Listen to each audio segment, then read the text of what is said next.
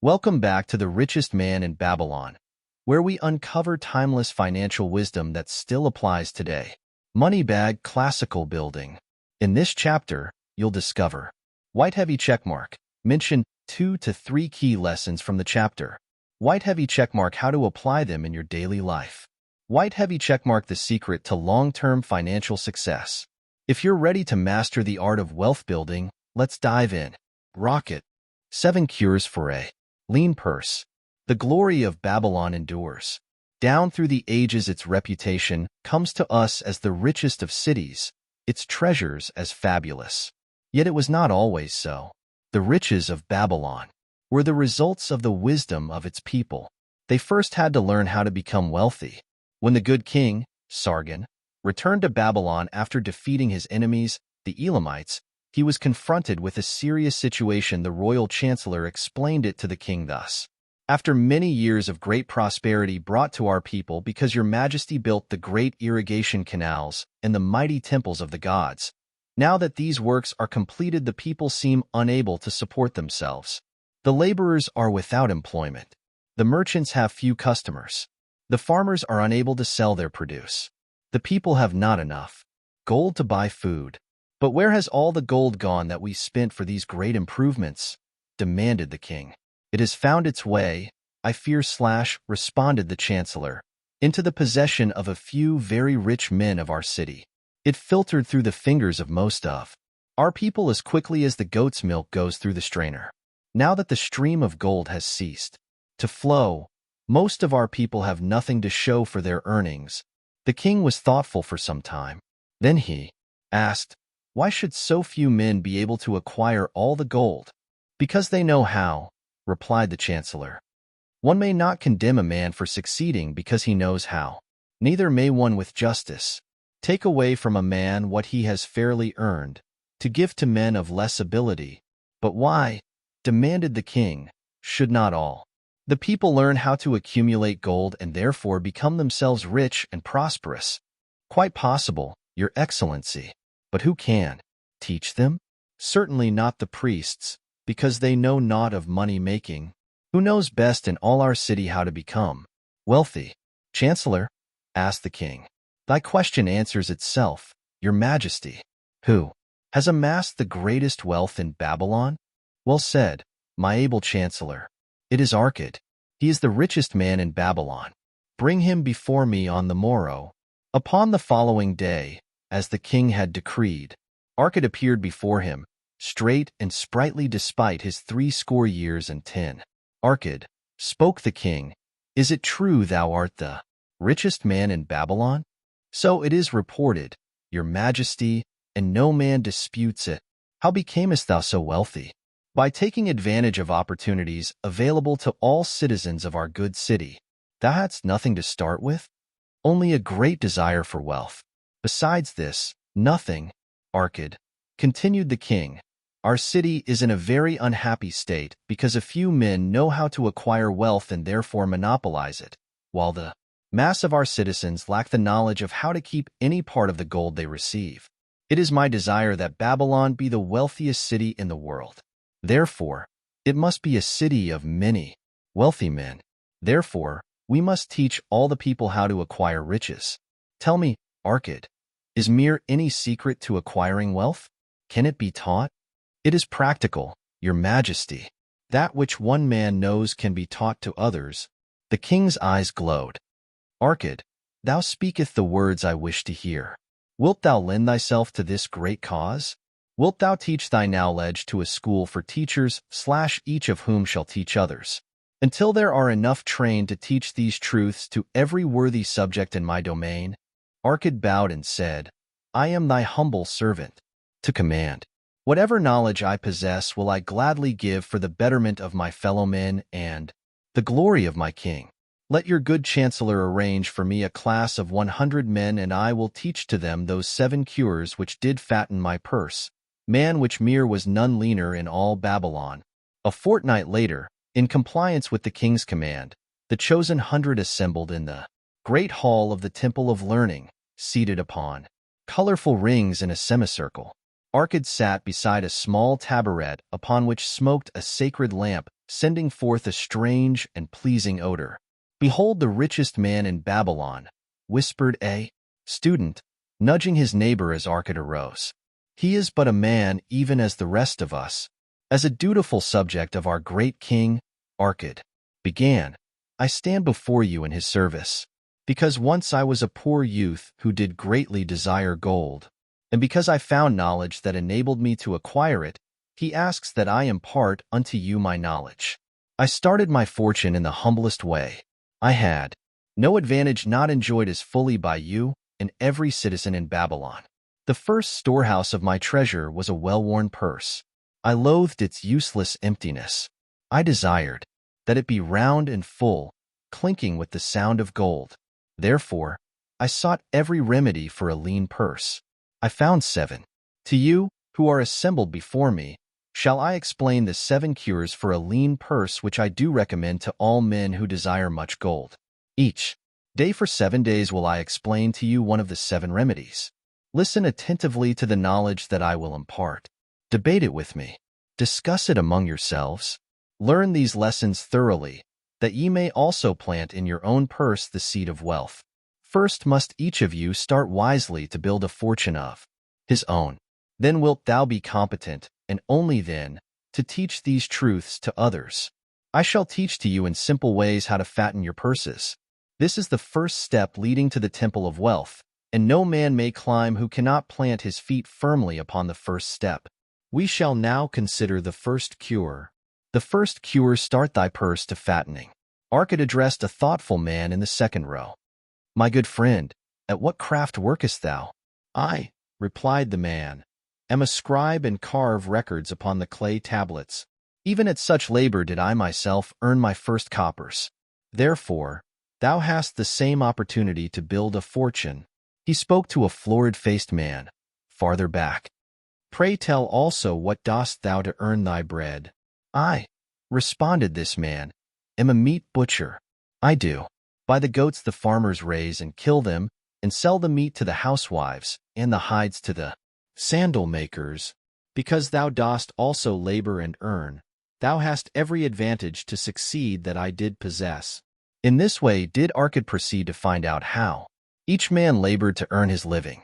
When he had done questioning them, he said, "Now, my students, ye can see that there are many trades and labors at which men may earn coins. Each of the ways of earning is a stream of gold from which the worker doth divert by his labors a portion to his own purse. Therefore into the purse of each of you flows a stream of coins, large or small, according to his ability. Is it not so?" Thereupon they agreed that it was so. "Then," continued Arcad, "if each of you desireth to build for himself a fortune, is it not wise to start by utilizing that source of wealth which he already has established?" To this they agreed. Then Arcad turned to a humble man who had declared himself an egg merchant. "If thou select one of thy baskets and put into it each morning 10 eggs, and take out from it each evening 9 eggs, what will eventually happen? It will become in time overflowing. Why? Because each day I put in 1 more egg than I take out." Arcad turned to the class with a smile. "Does any man here have a lean purse?"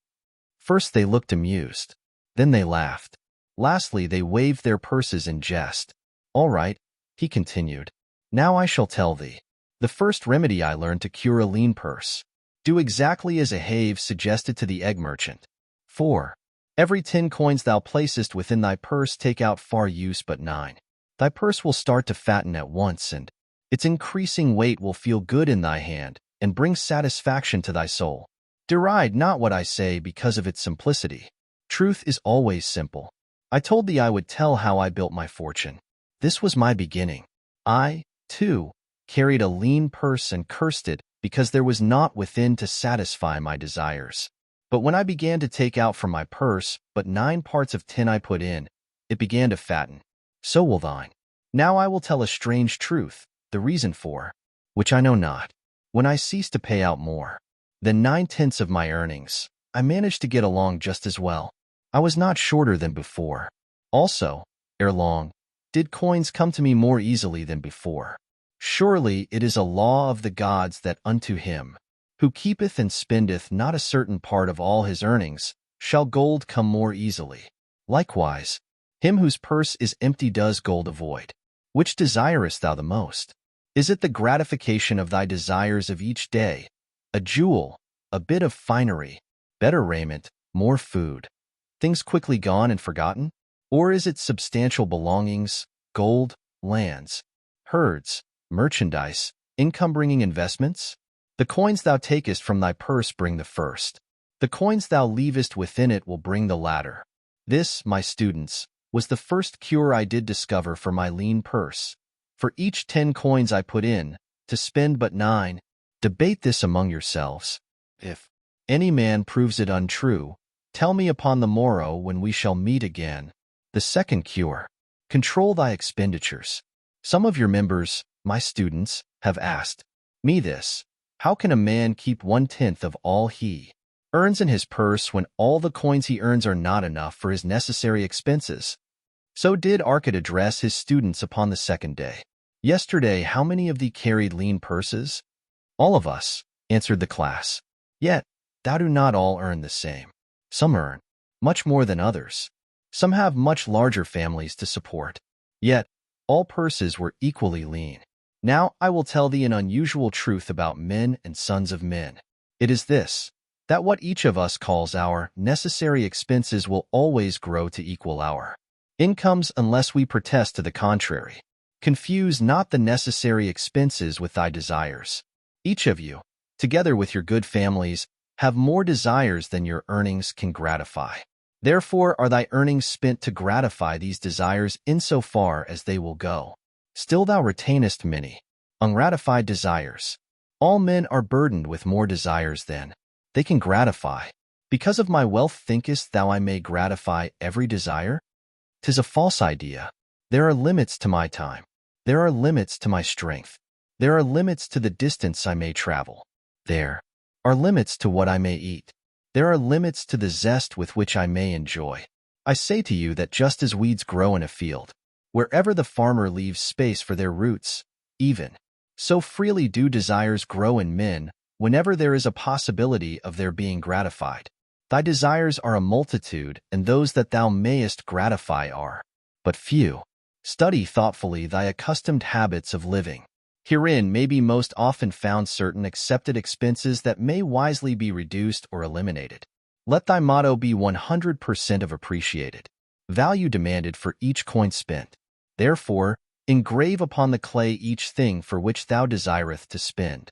Select those that are necessary and others that are possible through the expenditure of 9/10 of thy income.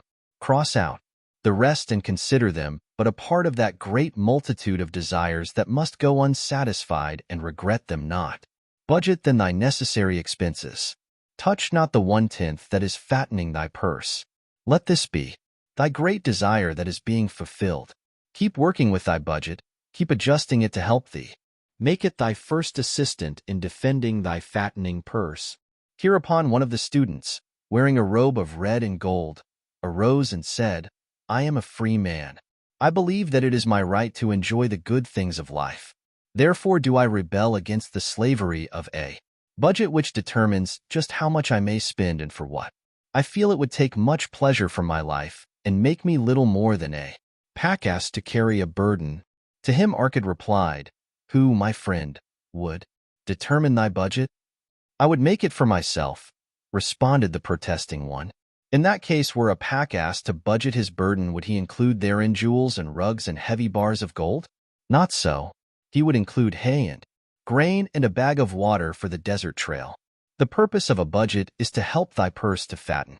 It is to assist thee to have thy necessities and, insofar as attainable, thy other desires.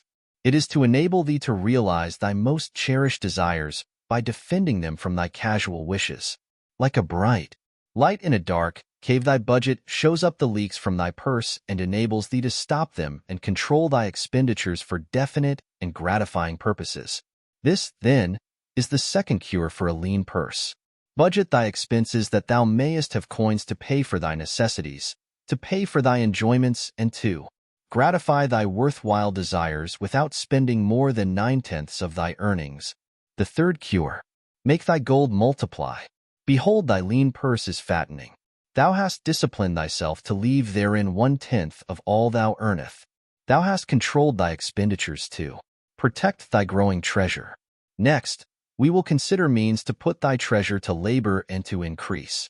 Gold in a purse is gratifying to own and satisfieth a miserly soul, but earns nothing. The gold we may retain from our earnings is but the start. The earnings it will make shall build our fortunes. So spoke Arcad upon the third day to his class. How therefore may we put our gold to work? My first investment was unfortunate, for I lost all. Its tale I will relate later. My first profitable investment was a loan I made to a man named Agar, a shield maker. Once each year did he buy large shipments of bronze, brought from across the sea to use in his trade. Lacking sufficient capital to pay the merchants, he would borrow from those who had extra coins. He was an honorable man. His borrowing he would repay, together with a liberal rental, as he sold his shields.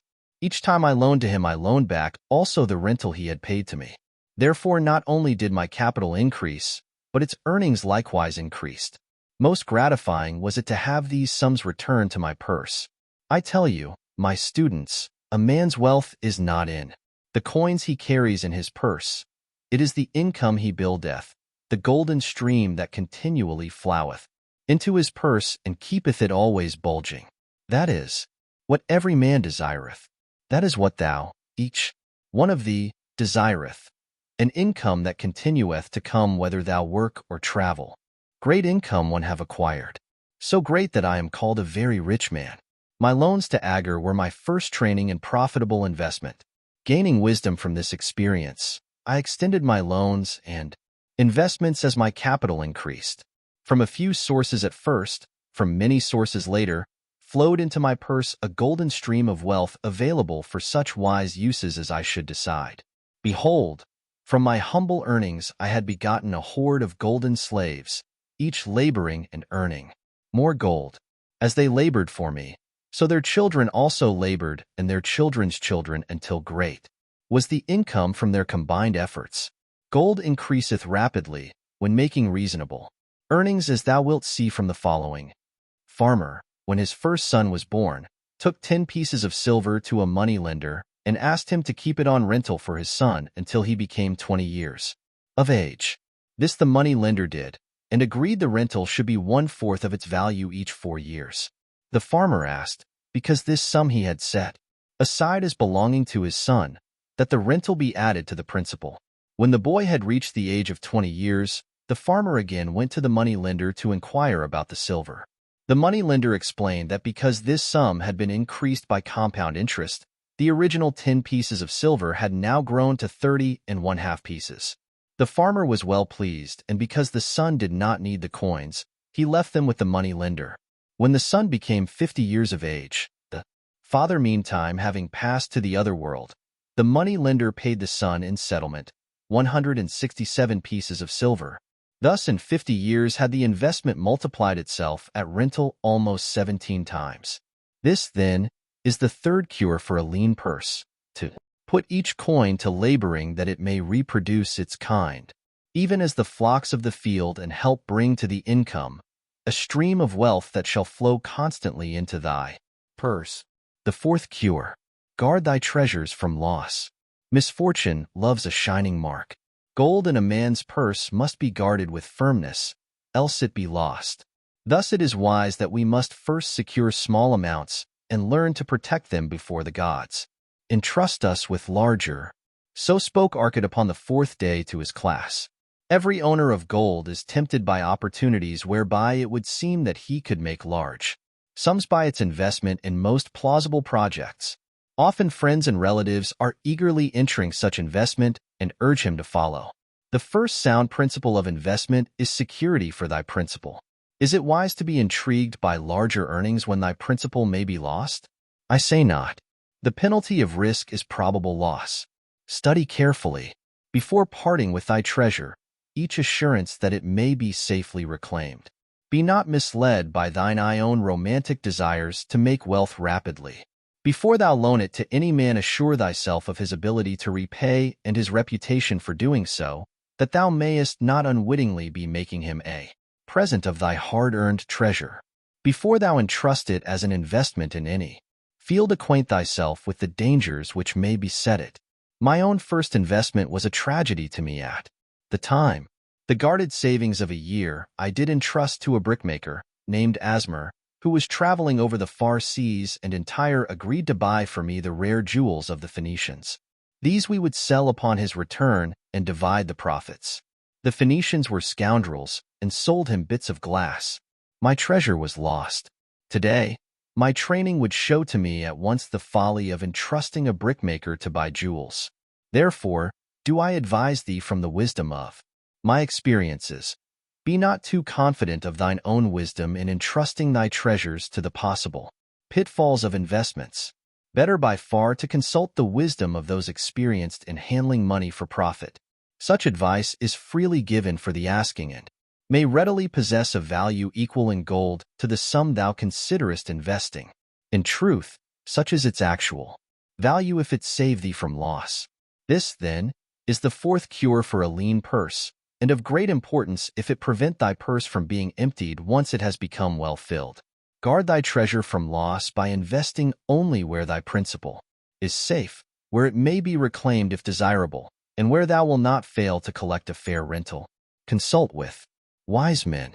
Secure the advice of those experienced in the profitable handling of gold. Let their wisdom protect thy treasure from unsafe investments. The fifth cure. Make of thy dwelling a profitable investment. If a man setteth aside 9 parts of his earnings upon which to live and enjoy life, and if any part of this 9 parts he can turn into a profitable investment without detriment to his well-being, then so much faster will his treasures grow. So spake Archid to his class at their 5th lesson. All too many of our men of Babylon do raise their families in unseemly quarters. They do pay to exacting landlords liberal rentals for rooms where their wives have not a spot to raise the blooms that gladden a woman's heart, and their children have no place to play their games except in the unclean alleys. No man's family can fully enjoy life unless they do have a plot of ground wherein children can play in the clean earth, and where the wife may raise not only blossoms but good rich herbs to feed her family. To a man's heart it brings gladness to eat the figs from his own trees and the grapes of his own vines. To own his own domicile, and to have it a place he is proud to care for, putteth confidence in his heart and greater effort behind all his endeavors. Therefore, do I recommend that every man own the roof that sheltereth him and his. Nor is it beyond the ability of any well-intentioned man to own his home. Hath not our great king so widely extended the walls of Babylon that within them much land is now unused and may be purchased at sums most reasonable? Also I say to you, my students, that the money lenders gladly consider the desires of men who seek homes and land for their families. Readily may thou borrow to pay the brickmaker and the builder for such commendable purposes, if thou can show a reasonable portion of the necessary sum which thou thyself hath provided for the purpose. Then when the house be built, thou canst pay the money lender with the same regularity as thou didst pay the landlord, because each payment will reduce thy indebtedness to the money lender. A few years will satisfy his loan. Then will thy heart be glad because thou wilt own in thy own right a valuable property, and thy only cost will be the king's taxes. Also wilt thy good wife go more often to the river to wash thy robes, that each time returning she may bring a goatskin of water to pour upon the growing things. Thus come many blessings to the man who owneth his own house, and greatly will it reduce his cost of living, making available more of his earnings for pleasures and the gratification of his desires. This, then, is the 5th cure for a lean purse. Own thy own home. The 6th cure. Ensure a future income. The life of every man proceedeth from his childhood to his old age. This is the path of life, and no man may deviate from it, unless the gods call him prematurely to the world beyond. Therefore do I say, that it behoves a man to make preparation for a suitable income in the days to come, when he is no longer young, and to make preparations for his family should he be no longer with them to comfort and support them. This lesson shall instruct thee in providing a full purse when time has made thee less able to learn. So Archid addressed his class upon the 6th day. The man who, because of his understanding of the laws of wealth, acquireth a growing surplus, should give thought to those future days. He should plan certain investments or provisions that may endure safely for many years, yet will be available when the time arrives which he has so wisely anticipated. There are diverse ways by which a man may provide with safety for his future. He may provide a hiding place and there bury a secret treasure. Yet, no matter with what skill it be hidden, it may nevertheless become the loot of thieves. For this reason I recommend not this plan. A man may buy houses or lands for this purpose. If wisely chosen as to their usefulness and value in the future, they are permanent in their value and their earnings or their sale will provide well for his purpose. A man may loan a small sum to the moneylender and increase it at regular periods. The rental which the moneylender adds to this will largely add to its increase. I do know a sandal maker, named Anson, who explained to me not long ago that each week for 8 years he had deposited with his money lender 2 pieces of silver. The money lender had but recently given him an accounting over which he greatly rejoiced. The total of his small deposits with their rental at the customary rate of 1/4 their value for each 4 years had now become 1,040 pieces of silver. I did gladly encourage him further by demonstrating to him with my knowledge of the numbers that in 12 years more, if he would keep his regular deposits of but 2 pieces of silver each week, the money lender would then owe him 4,000 pieces of silver, a worthy competence for the rest of his life. Surely, when such a small payment made with regularity doth produce such profitable results, no man can afford not to ensure a treasure for his old age and the protection of his family, no matter how prosperous his business and his investments may be. I would that I might say more about this. In my mind rests a belief that someday wise thinking men will devise a plan to insure against death, whereby many men pay in but a trifling sum regularly, the aggregate making a handsome sum for the family of each member who passeth to the beyond. This do I see as something desirable and which I could highly recommend. But today it is not possible because it must reach beyond the life of any man or any partnership to operate. It must be as stable as the king's throne. Some day do I feel that such a plan shall come to pass and be a great blessing to many men, because even the first small payment will make available a snug fortune for the family of a member should he pass on. But because we live in our own day and not in the days which are to come, must we take advantage of those means and ways of accomplishing our purposes. Therefore do I recommend to all men that they, by wise and well-thought-out methods, do provide against a lean purse in their mature years. 4. A lean purse to a man no longer able to earn or to a family without its head is a sore tragedy. This, then, is the 6th cure for a lean purse. Provide in advance for the needs of thy growing age and the protection of thy family. The 7th cure. Increase thy ability to earn. This day do I speak to thee, my students, of one of the most vital remedies for a lean purse. Yet, I will talk not of gold but of yourselves, of the men beneath the robes of many colors who do sit before me. I will talk to you of those things within the minds and lives of men which do work for or against their success. So did Arcad address his class upon the 7th day? Not long ago came to me a young man seeking to borrow.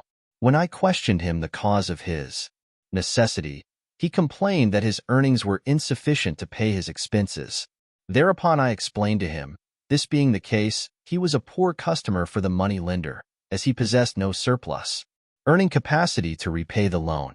What you need, young man I told him, is to earn more coins. What dost thou to increase thy capacity to earn? All that I can do, he replied. 6 times within 2 moons have I approached my master to request my pay be increased, but without success. No man can go oftener than that. We may smile at his simplicity, yet he did possess one of the vital requirements to increase his earnings. Within him was a strong desire to earn more, a proper and commendable desire. Preceding accomplishment must be desire. Thy desires must be strong and definite. General desires are but weak longings. For a man to wish to be rich is of little purpose. For a man to desire 5 pieces of gold is a tangible desire which he can press to fulfillment. After he has backed his desire for 5 pieces of gold, with strength of purpose to secure it, next he can finds similar ways to obtain 10 pieces, and then 20 pieces, and later 1,000 pieces, and behold, he has become wealthy. In learning to secure his one definite small desire, he hath trained himself to secure a larger one. This is the process by which wealth is accumulated, first in small sums, then in larger ones as a man learns and becomes more capable. Desires must be simple and definite. They defeat their own purpose should they be too many, too confusing, or beyond a man's training to accomplish. As a man perfecteth himself in his calling, even so doth his ability to earn increase. In those days when I was a humble scribe carving upon the clay for a few coppers each day, I observed that other workers did more than I, and were paid more. Therefore, did I determine that I would be exceeded by none. Nor did it take long for me to discover the reason for their greater success. More interest in my work, more concentration upon my task, more persistence in my effort, and behold, few men could carve more tablets in a day than I. With reasonable promptness my increased skill was rewarded, nor was it necessary for me to go 6 times to my master to request recognition. The more of wisdom we know, the more we may earn. That man who seeks to learn more of his craft shall be richly rewarded. If he is an artisan, he may seek to learn the methods and the tools of those most skillful in the same line. If he laboreth at the law or at healing, he may consult and exchange knowledge with others of his calling. If he be a merchant, he may continually seek better goods that can be purchased at lower prices. Always do the affairs of man change and improve, because keen-minded men seek greater skill that they may better serve those upon whose patronage they depend. Therefore, I urge all men to be in the front rank of progress and not to stand still, lest they be left behind. Many things come to make a man's life rich with gainful experiences. Such things as the following a man must do if he respects himself. He must pay his debts with all the promptness within his power, not purchasing that for which he is unable to pay. He must take care of his family that they may think and speak well of him. He must make a will of record that, in case the gods call him, proper and honorable division of his property be accomplished. He must have compassion upon those who are injured and smitten by misfortune and aid them within reasonable limits. He must do deeds of thoughtfulness to those dear to him. Thus the 7th and last remedy for a lean purse is to cultivate thy own powers, to study and become wiser, to become more skillful, to so act as to respect thyself. Thereby shalt thou acquire confidence in thyself to achieve thy carefully considered desires. These then are the 7 cures for a lean purse, which, out of the experience of a long and successful life, I do urge for all men who desire wealth. There is more gold in Babylon, my students, than thou dreamest of. There is abundance for all. Go thou forth and practice these truths that thou mayest prosper and grow wealthy, as is thy right. Go thou forth and teach these truths that every honorable subject of his majesty may also share liberally in the ample wealth of our beloved city. And that wraps up this chapter of the richest man in Babylon. But remember, the real power comes from applying these lessons in your daily life. Light bulb key takeaways. Small blue diamond. Summarize 2 to 3 biggest lessons. Small blue diamond, how you can start using them today. Speech balloon, which lesson stood out to you the most? Drop your thoughts in the comments. Pushpin, if you found value, don't forget to white heavy checkmark, like, and subscribe for more financial wisdom. White heavy checkmark, turn on notifications so you don't miss the next chapter. White heavy checkmark, share with friends who need to hear this. Rocket, let's continue our journey toward financial freedom. See you in the next chapter.